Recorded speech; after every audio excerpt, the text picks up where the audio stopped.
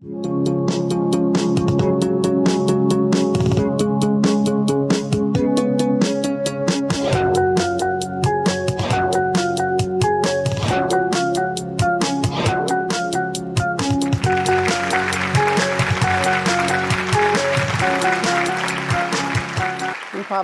is one of those topics that when most people hear the word, they think of two four-letter words: jazz and fear. And so what I'm suggesting is that improvisation is central to music learning and music making. And when we think about what it means to improvise, it really is the spontaneous expression of musical ideas. And it involves conversation musically, much like we can converse in language. Interaction is a real key element of improvisation. Improvisers are in the moment. In fact, right now, if you're paying attention to me, you're in the moment.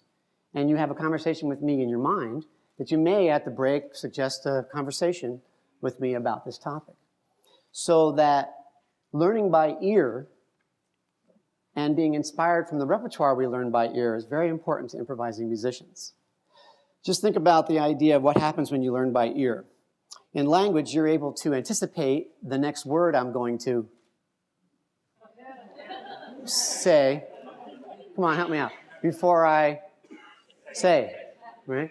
These same potentials happen in music for improvising musicians, and we are all born improvising. The idea that we can group things into meaningful chunks and then listen for how those chunks are reused and compare them to see if they're the same or not the same is really fundamental to learning anything. So the problem is that most formal music instruction uses notation as a point of departure for learning music. Now, notation isn't bad, but it's a symbol for music. And so what happens is that students have these experiences where they're not invited to improvise or create so much. And in fact, much of what is taught actually impedes someone's natural inclination to improvise. So I'd like to suggest that we bring improvisation more to the center of what's happening with music teaching and learning, and learn from folks that are talking about, well, what reading really is and what does it mean to improvise. Jane Healy defines reading as an active search for meaning. And she says that the ability to bark at print is not reading. She says the real heart of the matter is how well do children understand what they have read? Can they reason and talk and write about it? In music, that would mean that you can feel it, you're able to comprehend it, you actually think music, you improvise and compose. I'd like to provide an example of what it means to bark at print in language so that we really get a handle of what this might mean. And I have a volunteer, Teresa, who's agreed to read the units of stellar distances. Units of stellar distances. The angular semi-major axis of the parallactic ellipsis is called the stellar parallax of the star. Since the major axis of the ellipse is the maximum apparent angular deflection of the star as viewed from opposite ends of the diameter of the Earth's orbit, the stellar parallax, the semi-major axis of the ellipse, is the angle at the star's distance subtended by 1 AU perpendicular to the line of sight.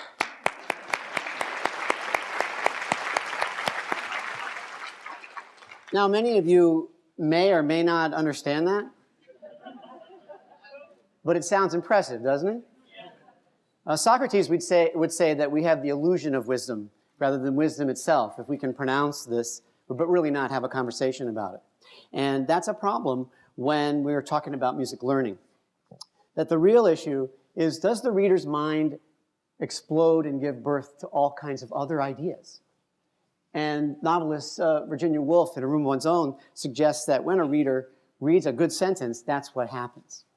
So what we're going to think about today is how to make that happen through improvisation. Improvisation and the idea that we may need to let go of some fear surrounding the issue of being creative and expressing our ideas might be something we could think about in terms of how we are learning music. The 5 fears of Buddha presented up here, plus a 6th fear. Some of us are afraid of, for example, dying on stage, maybe. That might be. Fear of unusual states of mind. We don't want to feel like a fool. We don't want to lose our reputation, and after we've lost our reputation, we might have lost our livelihood.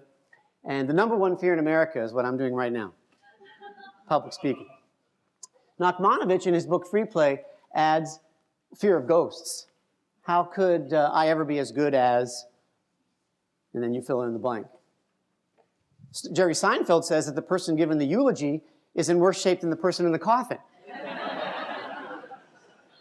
So let's address this through some music making. I have 3 lessons in improvisation I can leave you with today that we can use as a point of departure for a conversation. The first of which we'll do live, and the second 2 are in a video presentation. So the first one is from a tune that Aaron Copland was inspired by. He wrote Appalachian Spring based on the tune Simple Gifts. We all may know that tune. What can we learn from the tune, and how can we be inspired to improvise? So we all know the melody. It goes do do do do do do do do.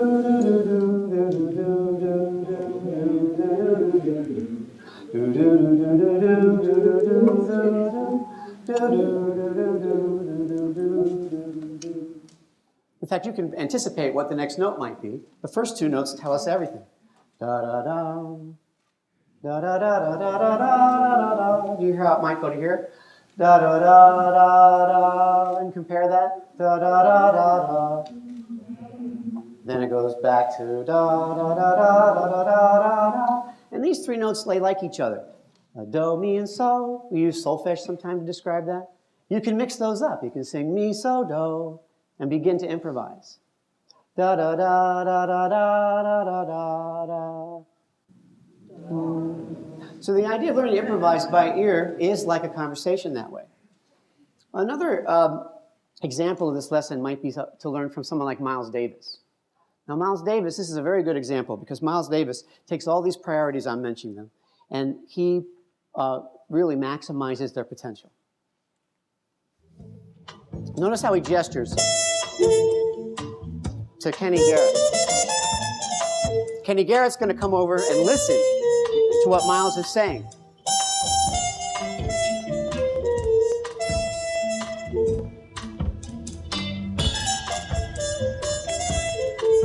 He's listening.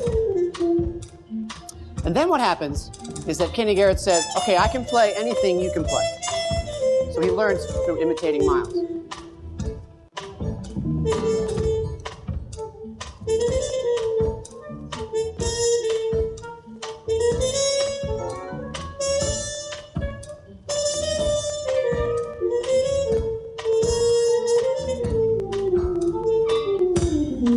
Space.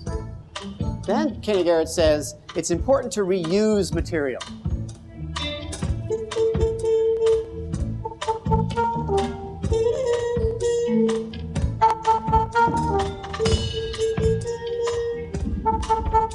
He doesn't abandon it.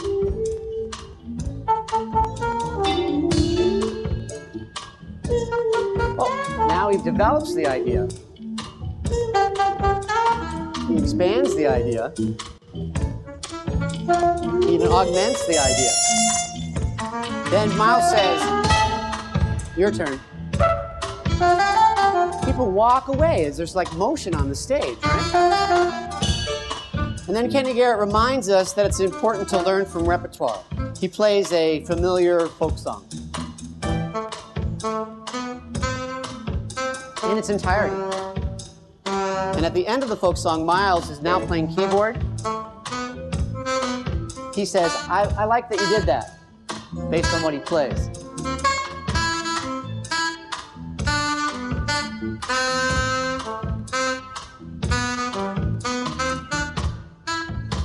The whole song. And Miles says,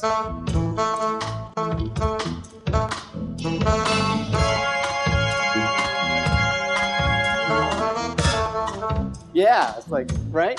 So there's definitely the elements of conversation and the elements of interaction and the elements of anticipation and conversation and all the things that I'm suggesting.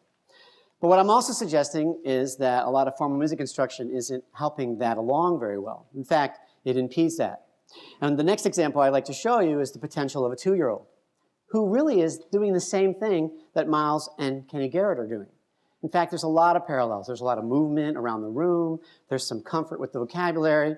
It all starts with my request for her to sing This Old Man. You know that song? And instead of singing This Old Man, she says, no. And I say, well, at least sing do. And she says, no, me. And then she sings, so do. I know she gets it. And then she's off and improvising. The interaction between the parents and the child are much like the interaction of Miles Davis and Kenny Garrett and the band.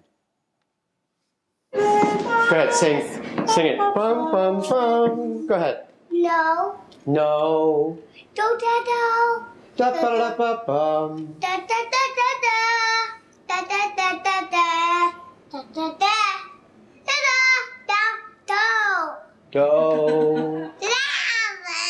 Me. Me. So do. Right. Me so do.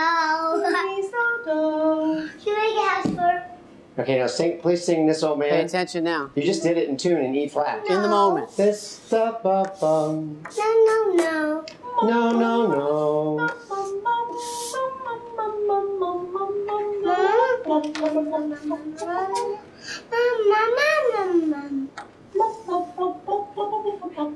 Tap tap da da.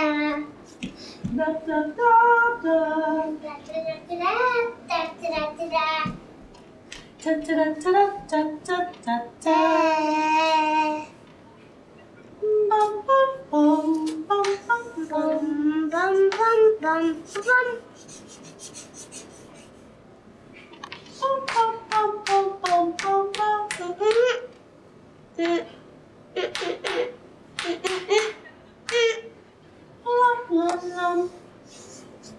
Why are you waiting? La la la la. No. Thank you.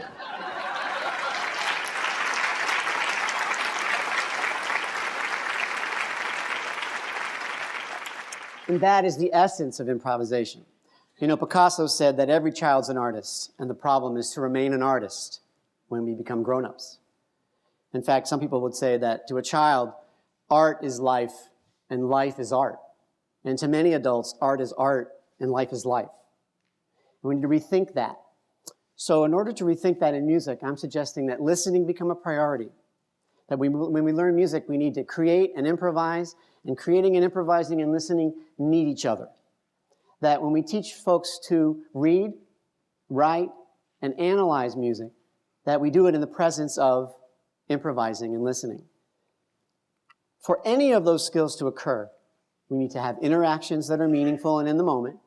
We need to be able to anticipate and predict familiar and unfamiliar music. We need to be able to group things into meaningful chunks and reuse them and compare them to see if they're the same or not the same.